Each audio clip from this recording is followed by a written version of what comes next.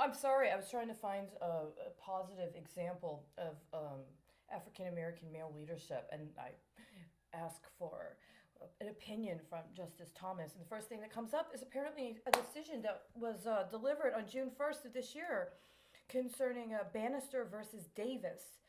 Director, Texas Department of Criminal Justice, Correctional Institutions Division. You know, it's great because it has to do with habeas corpus review and the was it the Anti-Terrorism and Effective Death Penalty Act of 1996, which, by the way, was implemented after an executive order by Bill Clinton expanding the number of organizations that were considered to be terrorist organizations, which had a very profound impact specifically on Palestinian organizations that were not formerly labeled as organizations that were terrorist organizations, but then were labeled as such. And I know this because me and an African American man who was a Vietnam War veteran co-authored an article about a trial concerning application of the Anti-Terrorist and Effective Death Penalty Act in Chicago.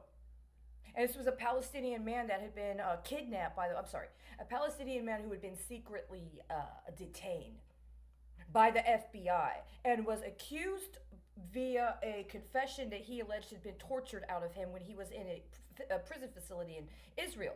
And he was able to get asylum in the United States. He was able to come to the United States and be in the United States legally based on a challenge to that proceeding in Israel. But then they used it to try to justify that this man was a terrorist. And I wrote an article on that with Rayford. His name was Rayford. I don't know. If you're still alive, Rayford, get in touch with me because I'm not going to say your last name because there's another journalist who had your last name who covered stuff in the Ukraine and then ended up getting murdered on the job in Yemen. But then we'd have to talk about Salah. Oh, wait a second.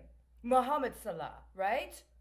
Who was actually the man who was on trial, who had the name that was similar to the man that was killed in Yemen after an act of money laundering through Iraq, right? And on June 1st, the Supreme Court is going to go with Davis. You know who Davis is in that whole imbroglio? Congressman Danny fucking Davis. I think, is it Danny K. Davis?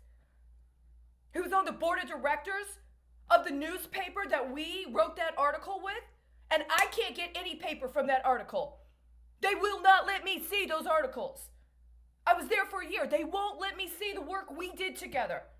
And you got a director of the Texas Correctional Institution that's able to get to the Supreme Court on an anti-terrorist and effective death penalty act case?